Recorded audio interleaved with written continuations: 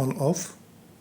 To znamená, jedným kliknutím aktivujeme laser, vypneme laser, podržaním 3 sekundy sa aktivuje z dola prísavka.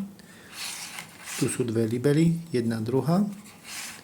Tu je prístup do budúcna k vymeniteľnej baterke. Dá sa vymeniť, je to štandardná baterka.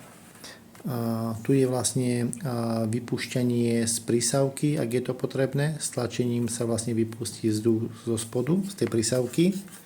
Na spodnej časti je tu USB typu C, túto krytku gumu treba vyťahnuť. Štandardne tam je vlastne taký malý káblík. A toto je vlastne iba krytka na prísavku, to znamená, je to na magnet.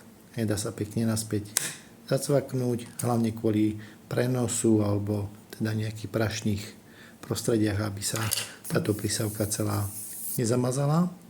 Tu je vlastne nasávací otvor.